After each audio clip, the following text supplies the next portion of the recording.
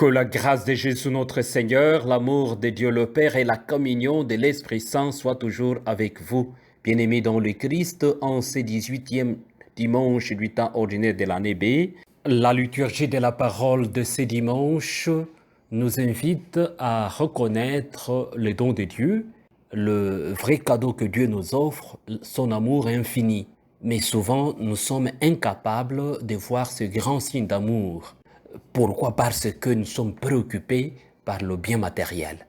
Nous sommes préoccupés par la fin de ce monde qui s'érige à une épreuve. Cela se montre clairement dans la première lecture d'aujourd'hui. Le peuple d'Israël dans le désert, il n'arrive plus à tenir à cause de la faim. Il regrette, il murmure contre Moïse et contre Dieu. Pourquoi tu nous as amenés dans ce désert où nous n'avons même pas à boire ni à manger? C'est bien pour nous de rester toujours esclaves, mais d'avoir notre ration d'esclaves. Bien, chers frères et sœurs, l'attitude du peuple d'Israël, c'est vraiment une attitude de nostalgie. Nostalgie pour des petites choses. Nostalgie pour le moindre effort. Mais le Seigneur notre Dieu nous appelle de contempler réellement son amour à travers ce qu'il nous offre, le don de la vie, pour que nous puissions être sauvés. Et à travers ces dons de la vie qu'il nous offre, il nous donne également de l'attitude, des opportunités pour avoir notre pain quotidien, mais de ne pas nous attarder à cela parce que nous accrochant à lui, nous entrons véritablement dans le bien du ciel. Le Christ Jésus, dans la part de l'Évangile, nous convie à cela. La part de l'Évangile d'aujourd'hui, de ce dimanche, nous convie de contempler ce Jésus qui est le pain de vie, le pain venu du ciel. En ce temps-là, quand la foule vit que Jésus n'était pas là, ni ses disciples, les gens montèrent dans le barque et se dirigèrent vers Capharnaüm à la recherche de Jésus. L'ayant trouvé sur l'autre rive, ils lui dirent: Rabbi, quand es-tu arrivé ici?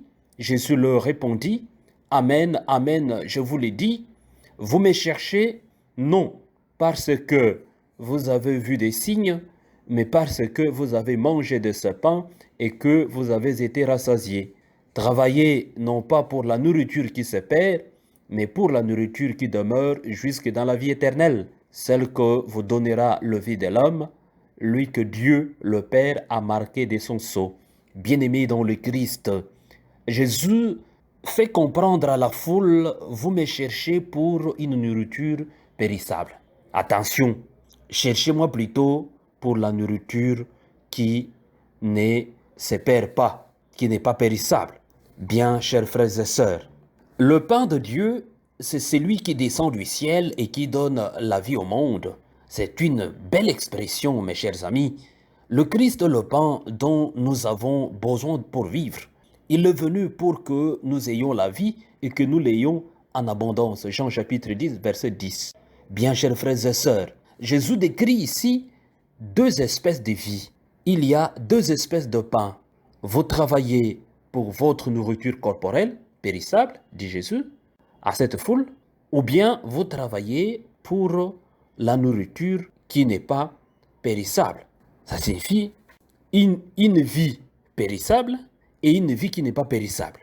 Une nourriture qui n'est pas périssable est un pain venu du ciel pour une vie éternelle. Bien, chers frères et sœurs, si nous consommons cette nourriture qui vient du ciel, nous n'aurons plus jamais faim. On voit, Jésus met l'accent ici sur la plénitude et sur le rassasiement. On est rassasié et on est content, on est dans la félicité quand on a mangé le pain qui vient du ciel. Bien, chers frères et sœurs, notre humanité fait que nous ayons toujours faim de cette nourriture périssable. C'est tous les jours que nous mangeons et c'est tous les jours que nous avons faim. Ce cycle humain ne nous laisse pas tranquilles.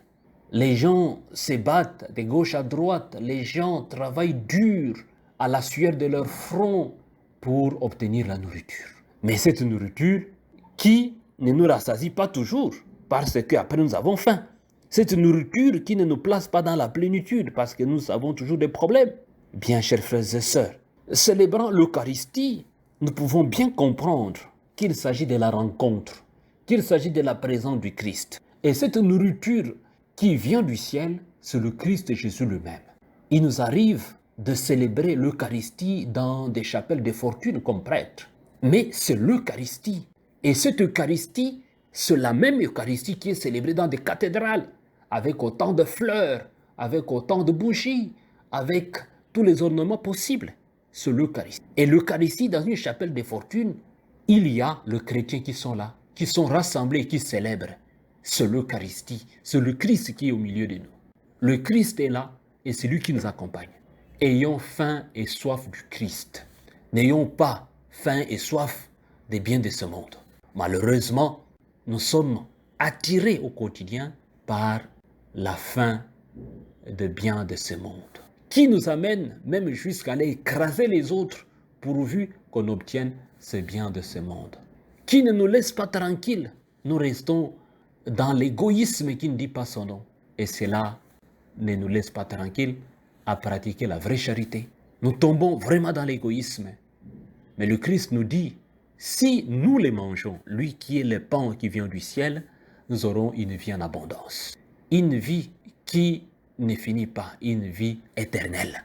Bien chers frères et sœurs, quand nous célébrons l'Eucharistie, c'est ce pain qui vient du ciel que nous célébrons, que nous recevons en nous-mêmes et pour notre vie. C'est le Christ. Recevons le Christ avec joie. Ne le recevons pas avec problème. Recevons le Christ avec joie. Ne le recevons pas avec inquiétude.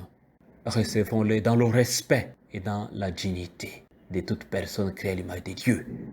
Chers frères et sœurs, célébrer l'Eucharistie, c'est aussi le célébrer dans notre vie sociale.